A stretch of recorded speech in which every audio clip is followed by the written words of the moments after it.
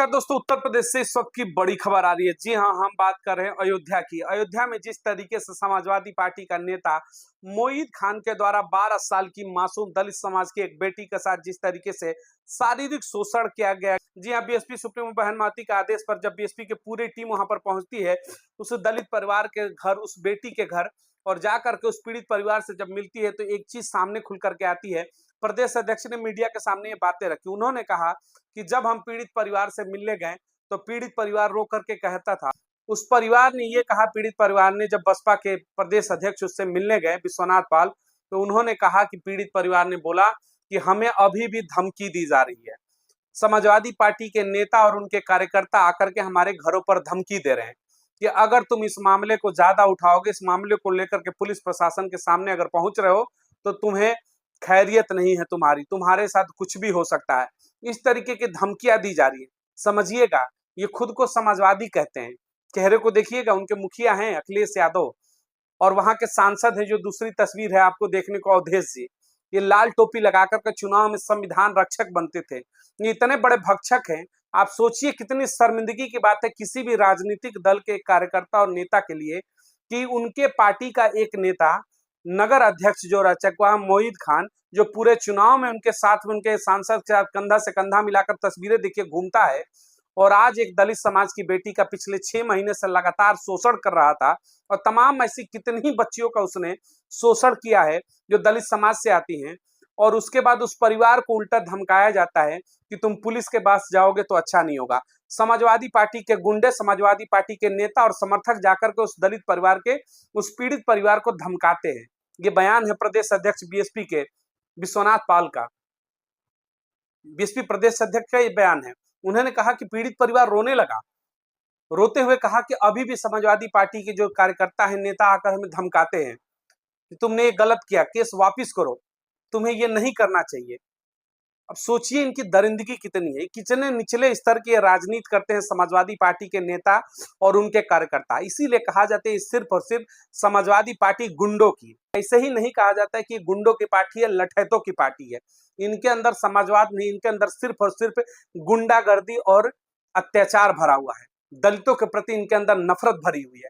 कहने को ये समाजवादी है, कहने को लाल टोपी लगाते हैं, लेकिन इनकी लाल टोपी में सिर्फ और सिर्फ रक्त रंजित है। उसमें दलितों का ही सिर्फ और सिर्फ रक्त आपको दिखेगा। ये लाल टोपी जो सिर्फ और सिर्फ खतरे का निशान है, जो लोगों को जख्म देता है, लोगों को दर्द देता है, और उसमें सबसे ज्यादा दलित समाज को देता है। अब सोचिए कितने निचले स्तर तक जाकर के समाजवादी पार्टी के लोग राजनीति करते हैं, उनके नेता। एक तो दलित समाज की एक बेटी, तुम्हारा नेता उसको नौकरी के झांसा देकर पिछले कई महीनों से उसका शोषण कर रहा था, उसका शारीरिक शोषण कर रहा था। और उस बेटी ने जब हिम्मत जुटा करके इस मामले में खुल करके बोलना शुरू किया तो समाजवादी पार्टी के नेता और कार्यकर्ता उसके घर पर जाकर के धमकी देते हैं कि तुम इस मामले को वापस ले लो। कितने बेशर्म हो चुके हैं, कितने निचले स्तर पर समाजवादी पार्टी के नेता और उसके लीडर्स और उसके कार्यकर्ता जा चुके हैं। जिन लोगों को लगता था कि संविधान बचाने वाले हैं, ये नरभक्षी हैं। ये संविधान दिखा करके आपको और पीठ के पीछे से आपके ऊपर हमला करने वाले हैं। सामने से इनका नेता अखिलेश यादव संविधान दिखाएंगे कि मैं संविधान का रक्षक हूं, और पीछे से इनका नेता, इनका कार्यकर्ता यानी मोईद खान जैसे पीठ पीछे से आकर के दलित बेटियों का शोषण करेगा, उनका अत्याचार करेगा, उनका शारीरिक शोषण करेगा, सिर्फ और सिर्फ नौकरी देने के नाम पर। यानी कि उत्तर प्रदेश में दलित समाज की एक बेटी के साथ ये समाजवादी खुल करके नंगा नाच करते हैं, और इनके नेता के मुंह पर, जुबान पर जो है दही जम जाती है। और सबसे बड़ी बात देखिए, इनकी बेशर्मी खुल करके किस तरीके से सामने आती है। सबसे बड़ी बात देखिए कि इनके अंदर थोड़ी सी भी शर्म नाम की चीज नहीं है। समाजवादी पार्टी के लीडर्स के, इनके बड़े नेता हैं शिवपाल यादव, अखिलेश यादव, दो चेहरे राष्ट्रीय अध्यक्ष, संविधान बचाने वाले युवा चेहरा, कहते हैं कि डीएनए करा लो, डीएनए टेस्ट कराओ, पता चल जाएगा कि क्या हुआ था। जो अपराधी है उसको सजा मिलनी चाहिए। इनके अंदर इतनी हिम्मत भी नहीं, इनके कलेजे के अंदर उतनी हिम्मत नहीं बची जो संविधान के रक्षक बनते थे कि खुल करके कह दे कि मोईद खान ने जो किया है वो गलत है। ये उल्टा लड़की के ऊपर आरोप लगाते हुए डीएनए टेस्ट की मांग करें। शर्म आनी चाहिए तुम्हें। देश के अंदर अगर कोई दूसरी घटना हो जाए तो तुरंत कहते हैं कि भाई जिसने अपराध किया उसको सजा होनी चाहिए। तुरंत उसका इतिहास, उसका भूगोल निकालना शुरू कर देते, किस जाति का है, कहां से है, किस राज्य में किसकी सरकार, ये पूरा का पूरा सिस्टम खंगालते हैं। लेकिन जब आज मोहित खान जैसा इनका दो कौड़ी का इनका नेता जो दलित समाज की बेटियों के साथ इज्जत के साथ खिलवाड़ करता है, उसके सामने बोलने से पहले ये बचते और कहते हैं कि डीएनए करा लो। अयोध्या की घटना में देखिएगा, दलित समाज की बेटी के साथ अत्याचार होता है और इनके बड़े नेता अखिलेश यादव, शिवपाल यादव से तरीके, जो अयोध्या के सांसद है अवधेश प्रसाद, तमाम बड़े चेहरे क्या कहते हैं कि डीएनए करा लीजिए। यानी कि लड़की का डीएनए इनको चाहिए और डीएनए से साबित होगा कि क्या चीजें हैं। मोहित खान पर बोलने से इनकी जुबान लड़खड़ाती है।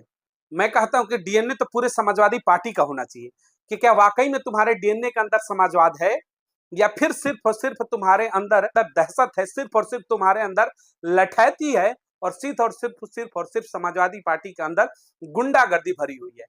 यानी कि डीएनए कराने का तो समाजवादी पार्टी के नेताओं का भी आवश्यकता है कि तुम्हारे अंदर समाजवाद बसता है या फिर तुम्हारे डीएनए के अंदर सिर्फ और सिर्फ गुंडागर्दी बसती है, जिसमें दलितों का अत्याचार सबसे ज्यादा बसता है।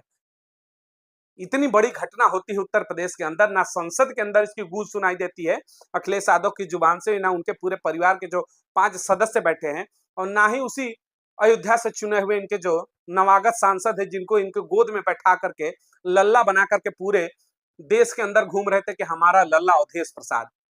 उस लल्ला को पता ही नहीं कि अवधेश प्रसाद को, यानी जो सांसद है अयोध्या के फैजाबाद के, उनको पता ही नहीं कि उनके कॉन्स्टिट्यूंसी में किसी दलित समाज की बेटी के साथ हैवानियत हुई है। और तो देखिए सबसे बड़ी चीज, जब मीडिया ने उनसे सवाल पूछा कि अवधेश प्रसाद जी आपके यहाँ घटना हुई है, तो उनके अंदर की इंग्लिश जाग जाती है, यानी विदेशी पैदाइश हो जाते हैं अवधेश, कहते हैं आई डोंट नो।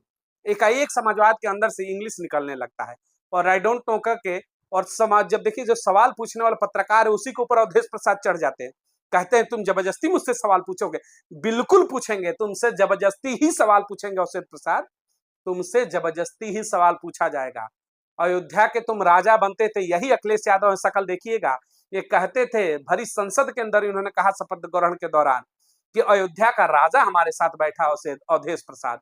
तो अगर अवधेश प्रसाद आप अयोध्या के राजा बनकर के अखिलेश यादव के लल्ला बनकर के उनकी गोदी में पूरे देश में घूम रहे हैं, तो इस लल्ला से सवाल होगा कि तुम्हारे क्षेत्र में एक दलित समाज की बेटी के साथ घिनौना अत्याचार किया जाता है, शारीरिक शोषण किया जाता है, उसकी इज्जत के साथ खिलवाड़ किया जाता है, और तुम्हारा ही नेता जिसके साथ तुम्हारी तस्वीरें हैं और तुम कहते हो कि तुम्हें जानकारी नहीं है, तो अवधेश प्रसाद तुम्हारे जैसे लोगों को इस्तीफा फेंक देना चाहिए।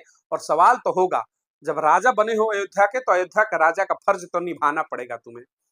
ऐसे तुम्हारे चिल्लाने से कि आई डोंट नो, तुम्हारी जो इंग्लिश है उसकी बत्ती बना करके कहीं स्थान विशेष में अपने लिए रख सकते हो।